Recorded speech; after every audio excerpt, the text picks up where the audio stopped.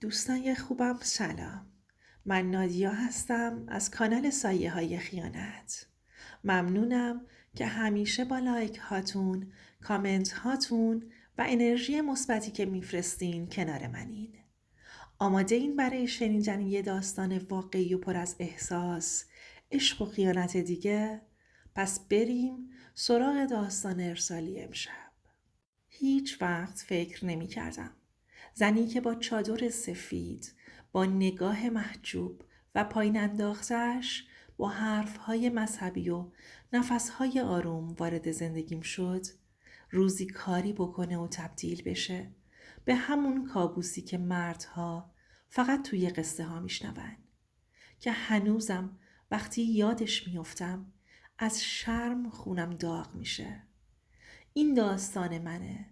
مردی که با چشم بسته عاشق شد و به ظاهر پاک دل بست، ولی با چشم باز به حقیقتی که پشت اون نقاب قایم شده بود خورد شد. مرتضی هستم. بچه یه خانواده معمولی. نه پول خاصی داشتیم نه پارتی. همیشه فکر میکردم آدمها رو از ظاهرشون میشه شناخت. شاید چون ساده بودم، یا شاید چون زیاد از زندگی تجربه‌ای نداشتم. 23 سالم بود و تازه کار پیدا کرده بودم. ماهی 7 میلیون تومن حقوق، یه موتور پالس قرازه و یه اتاق کوچیک توی خونه مادرم. توی محله ما دخترهای زیادی رفت و آمد داشتند، اما نگاه هیچ کسی توی دلم نمی نشست. تا اینکه ماه رمضون اون سال اولین بار زهرا رو تو مسجد محلمون دیدم. مسجد شلوغ بود. صدای قرآن قاطی هم می رفت. من نزدیک در ورودی ایستاده بودم که یه چادر سفید خیلی آروم وارد شد. یه دختر با صورتی جمع و جور، بدون آرایش، چشمهاش پایین رو نگاه می کرد. اما یه جوری بود انگار پشت اون پلک ها یه دنیا حرف خوابیده بود. وقتی نگاهش رو بلند می کرد، آدم فکر می کرد دنیا رو آب برده و ایمان فقط مونده. من تو اوج خامی بودم. وقتی از جلوی من رد شد، بوی گلابی که از چادرش بلند شد رفت تا ته ریه هم نشست. همون لحظه به خودم نگفتم چه دختر قشنگیه، گفتم چه دختر پاکیه. و این درست‌ترین چیزی بود که میشد درباره ظاهرش گفت. البته فقط ظاهرش. تا چند روز فقط با نگاه میشناختمش. گاهی تو کوچه میدیدمش. همیشه با مادرش بود. همیشه سر به زیر. حتی وقتی سلام میکردم زیر لب جواب میداد. یه روز مادرم از آشپزخونه صدام زد. مرتضی، این دختره که چادر سرش کیه؟ 2 بار دیدم نگات افتاده روش. من خجالت کشیدم، ولی گفتم مامان، نمیدونم چرا حس میکنم آدم درستیه. انگار این دختر یه چیز دیگه است. پاک اصلا انگار از جنس این دور زمونه نیست. مادرم لبخند زد و گفت پس دل دادی؟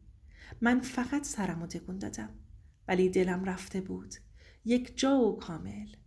قرار شد درباره‌اش پرسجو کنیم. بعد 1 هفته فهمیدیم پدرش بازنشسته هستش. خانواده مذهبی بودن. دختری درس خون، کم حرف، کم رفت و آمد. همه چیز عالی بود. همه چیز تا جایی که من دیده بودم. وقتی رفتیم خواستگاری، زهرا همون طور که انتظار داشتم با یه چادر سفید آروم و سنگین و دخترونه نشست جلوی ما. ولی یه چیزی توی چشماش بود، یه برق لحظه‌ای، چیزی شبیه به شیطنت، اما خیلی ظریف. اونقدر ظریف که من ساده دل نفهمیدم. من روبروش نشسته بودم و دست هم می لرزید. پدرش حاجی بود، مادرش هم هیئتی. مادرش گفت زهرا دختر آرومیه، دنبال جنجال نیست، توقع خاصی هم نداره. زهرا هم فقط 1 بار سرشو بلند کرد. یه لبخند کوچیک زد، جوری که دل آدمو آب می کرد. ازم پرسیدن مرتضی جان، میتونی دختر ما رو خوشبخت کنی؟ من از ته دلم گفتم به خدا قسم بهترین زندگی رو براش میسازم. اون لحظه فکر کردم خوشبخت‌ترین مرد دنیا میشم. کسی که همچین زن مطیع و مهربونی نصیبش شده. اصلا نمیفهمیدم آدم‌ها همیشه همون چیزی نیستن که نشون میدن. نامزدی ما خیلی ساده برگزار شد. بدون رقص، بدون شلوغی. زهرا دائم میگفت من سادگی رو دوست دارم. تجمل مال دنیا دوست هاست. من هم باور میکردم. اصلا به ذهنم هم نمی رسید که شاید این حرفها فقط نقشه باشه. تو دوران نامزدی زهرا خیلی کم با من تنها می شد. ولی همون چند لحظه، همون چند نگاه، همون لبخندهای نیمه و پنهان پشت چادرش آدمو دیوونه می کرد. گاهی وقتی دستم به دستش می خورد یه لرزش ریز توی انگشتام حس می کردم. یه لرزشی که مرد رو ناخودآگاه میکشه سمت خودش، ولی طوری که بذاره فاصله حفظ بشه. همین تعادل بین پاکی و شیطنت باعث شده بود فکر کنم بهترین انتخاب زندگیمه. عروسیمون رو گرفتیم. اتاق کوچیکی توی خونه مادرم رو برداشتیم و زندگیمون رو شروع کردیم. روزای اول زهرا خیلی مرتب بود. نماز اول وقت، قرآن، نظم، غذاهای خونگی، همه چیز دقیق مثل یه زن ایدئال بود. وقتی میخواست چادرش رو در بیاره همیشه پشت در میرفت. انگار حیاش اندازه دنیا بود. یه بار بهش گفتم زهرا راحت باش، اینجا خونه است. گفت نه مرتضی، زن باید همیشه حد و حدود داشته باشه. از همون حرفها که مرد رو شیفته می کرد. اما حالا که نگاه می کنم شاید داشت یه تصویر ایدئال از خودش می ساخت. تصویری که بعداً فرو می ریخت. زهرا فوق‌العاده بود. با اینکه چادرش همیشه سرش بود اما توی خونه پر از شیطنت‌های کوچیک بود. یه جورایی مرد رو قلقلک می داد بدون اینکه از خط قرمز رد بشه، اما با احترام و با عشق. من فکر می کردم این نشونه های عشقه، اما الان که فکر می کنم شاید تمرین بوده، شاید نقشه بوده. سالهای اول و دوم بدون مشکل گذشت. ما خوشبخت ترین زوج فامیلا بودیم تا اینکه سال سوم رفتار زهرا یواش یواش عوض شد. کم کم دیرتر خونه می اومد و گوشیش رو همیشه سایلنت می کرد. موقع حرف زدن با هم کمتر تو چشمام نگاه می کرد. بهونه کلاس و جلسه زنونه رو می آورد. گاهی می گفت جلسه طول کشیده و با خانوم ها داریم برمی گردیم. صدای باد پشت تلفنش می پیچید. ترسم گرفت ولی اعتماد کردم چون هنوز اون چادر سرش بود و من با همون چادر گول خوردم. وقتی که اومد صدای خستگیش شبیه کسی نبود که از جلسه مذهبی اومده باشه. یه شب وقتی وارد خونه شد شال زیر چادرش رو بو کردم. یه بوی اتکلونی داشت که هیچ وقت تو خونه ما نبود. گفتم این بوی چیه؟ گفت خانومی که کنارم نشسته بود اتکلون زده بود و منم گفتم باشه، اما یه چیزی تو دلم تلخ شد. یه شب دیگه دوباره ساعت 10 زنگ زد. مرتضی دیر میشه، با خانوم ها داریم برمیگردیم. اما پشت خط صدای ماشین می اومد.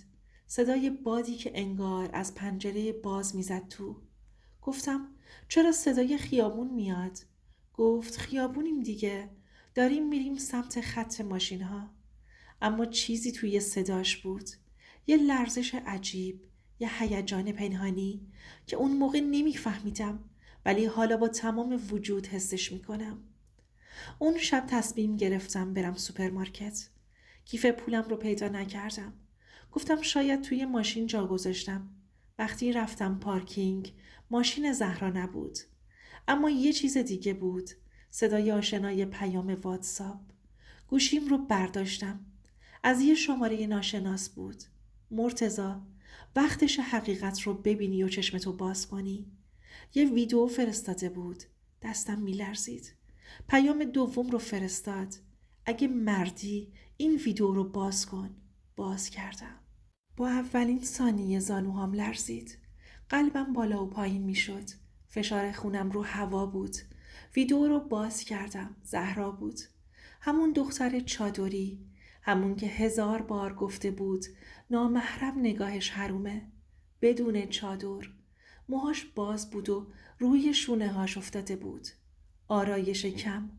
اما همون قدر که یه مرد رو جذب میکنه.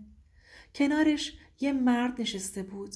توی ماشین نور چراغ‌های شهر روی صورتشون پخش میشد. مرد گوشی رو گرفته بود سمت خودش و گفت زهرا یکم بیا نزدیکتر و لبخند بزن. و زهرا، همون زن محجبه من، لبخندی زد که این 3 سال زندگی مشترکمون رو خاکستر کرد. و لبخندی که برای من نبود و وقتی یادش میافتم بغضم میترکه. منتظر بودم بیاد. نیمه شب رسید خونه. در رو باز کرد. مثل همیشه با چادر بود. چادرش روی سرش. مثل همیشه مرتب. ولی من دیگه اون چادر رو نمیدیدم. فقط اون لبخند لعنتی جلوی چشمم بود. گفتم کجا بودی؟ گفت جلسه زنونه. من فقط خندیدم. یه خنده تلخ که از درد می اومد، نه از طنز. گفتم جلسه خوب بود؟ گفت آره، طول کشید. آروم گوشیم رو گذاشتم جلوش. گفتم این همون جلسه است؟ خشکش زد. رنگش پرید. چادرش از دستش افتاد. انگار یخ کرده بود. گفت مرتضی، قسم میخورم توضیح میدم. گفتم فقط یه سوال. مرد توی ماشین کیه؟ هیچی نگفت. سکوتش لگدی بود به غیرتم. از اون شب دیگه هیچ چیز مثل قبل نشد. صبح که بیدار شدم دیدم کمدش خالیه. چادرهاش نیست. عطرش نیست. زهرا رفته بود. یه نامه گذاشته بود. من اشتباه کردم. اما تو هم زیادی منو گذاشتی رو تخت تقدس. آدمایی که زیاد مقدس نشون داده میشن زودتر سقوط میکنن. نامه رو که خوندم دستم لرزید. اما جواب خیلی چیزها رو فهمیدم. من مونده بودم با یه زندگی نیمه کاره و 1000 تا سوالی که جواب نمیگیرن. الان 1 سال گذشت، ولی هنوز وقتی چشم هامو میبندم لبخند اون شب زهرا جلوی چشممه. نمیدونم با کی، نمیدونم چرا و نمیدونم اصلاً ارزشش رو داشت یا نه. اما اینو میدونم بعضی ها پشت چادر پنهون میشن، نه پشت ایمان. دوست عزیزم، اینم از داستان امشب. اگه تا این لحظه همراه من بودی، ممنونم که وقت گذاشتی و داستان منو شنیدی. اگه این روایت برات تلخ، واقعی یا قابل لمس بود و دوست داری داستانهای بیشتری از این جنس بشنوی، لطفاً سابسکرایب کن، زنگوله رو روشن کن، لایک کن و حتما نظرتو توی کامنت بنویس و بهم بگو به نظرت زنی که پشت نقاب پاکی قایم میشه خطرناکتره یا زنی که از اول میگه چه آدمیه؟ منتظر نظرت هستم.